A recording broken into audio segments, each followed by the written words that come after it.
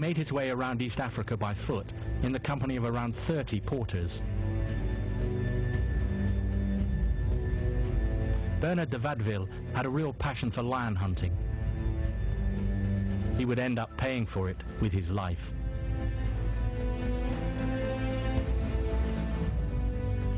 On September 30th, 1924, he shot a large lion, but before dying, the injured animal mortally wounded the hunter.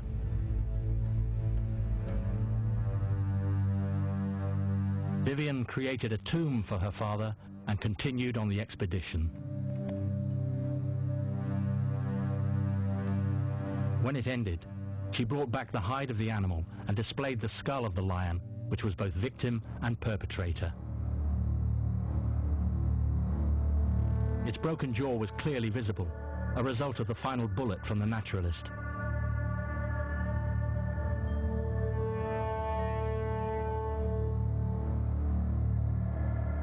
The trophies collected by the de Wattevilles came to life again thanks to the work of taxidermists. It was put on display in the Bern Museum, which was delighted to bring a little bit of Africa back home.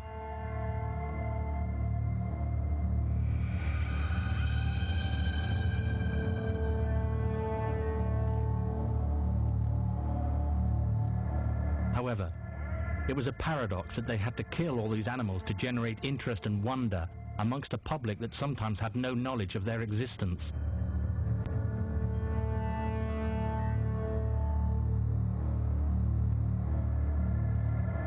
Taxidermy had made considerable progress, thanks in particular to the new techniques developed by American Carl Akeley, a man who played a pivotal role in the field of conservation.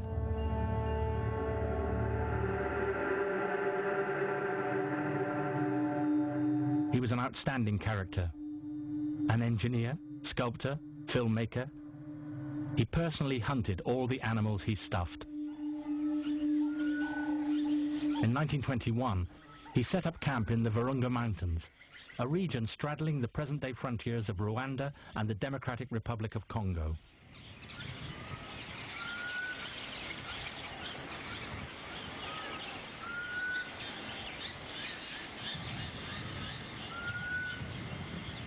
Akeley was mandated to go to Africa by the Natural History Museum of New York, where he was to collect a few mountain gorillas. At that time, very few museums could boast that they had an authentic specimen of one of these great apes.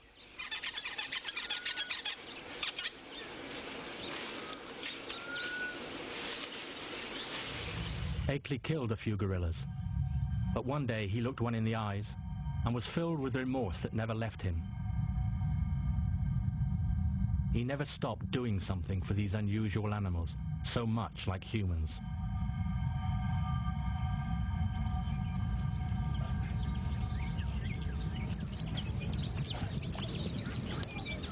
At the time, the region was a Belgian colony, under the authority of King Albert I. Akeley managed to convince the king of the threat facing these great apes.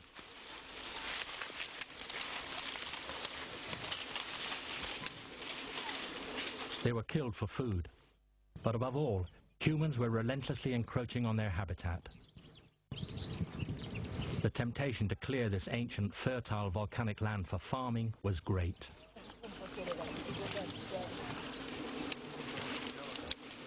The king was convinced, and in order to save the gorillas, in 1925, he created the first national park in Africa.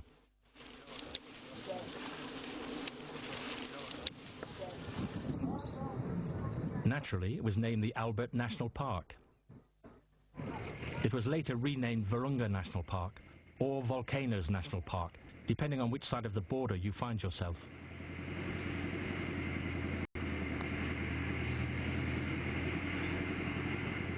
The creation of this new protected area marked a major step.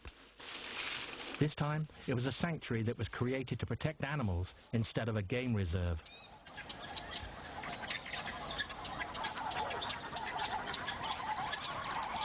One year later, in South Africa, they finally distanced hunting from conservation.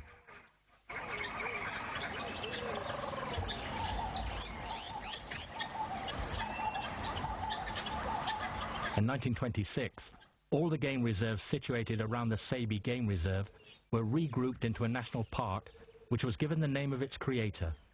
Kruger National Park was born.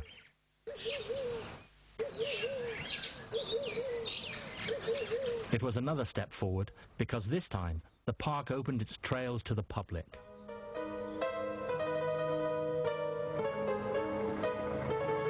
From 1927, in return for an entry fee, the first vehicles drove down the trails in search of wild animals.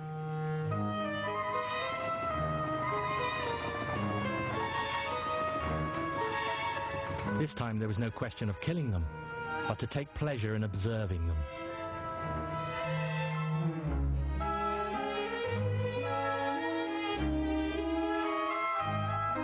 The early visits were a bit adventurous, but Kruger Park soon became a family destination.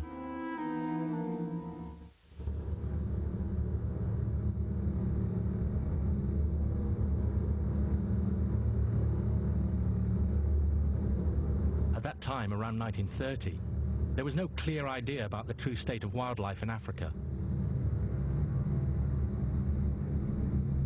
They simply believed that colonization and excessive hunting had inflicted a terrible blow all over the continent.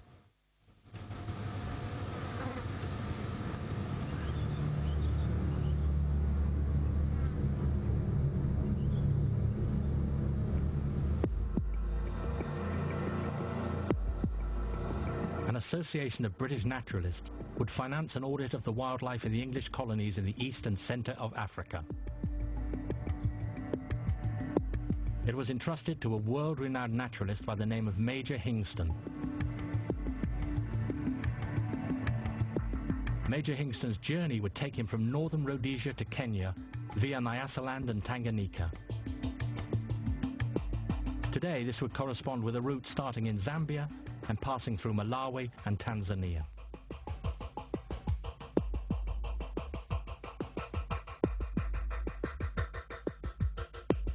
The Major conducted a thorough investigation into the state of wildlife in all these countries. His conclusions at the end of his voyage were particularly disturbing.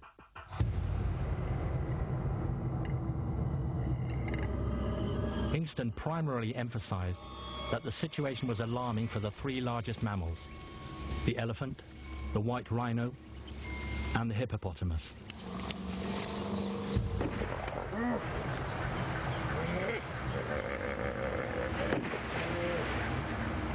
He estimated that if the pace of killing these species continued, they would rapidly become extinct.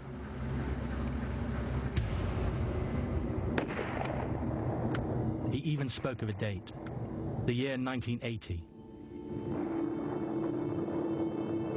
There were 50 years left to act. Major Hingston included proposals with his report.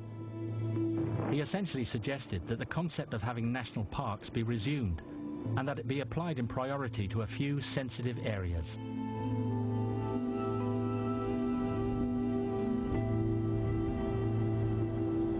He identified 9 territories in that part of Africa that deserved or were in urgent need of protection.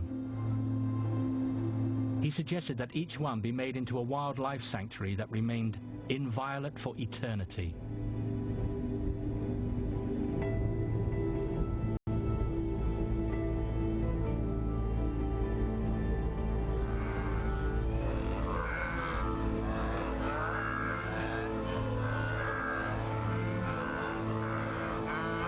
The Major notably described a project to create a huge park at the borders of Kenya and Tanganyika, where he had observed the migration of hundreds of thousands of wildebeest. He was identifying the limits of a protected area that corresponds today to the Serengeti National Park and the Masai Mara Reserve.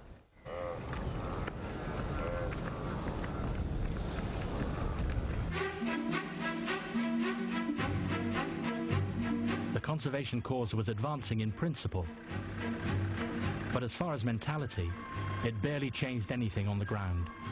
As we see in the 1936 document, filmmakers are calmly taking images of African wildlife when suddenly, without reason, they shoot a lioness as she flees. It seemed that killing a lion was still a very mundane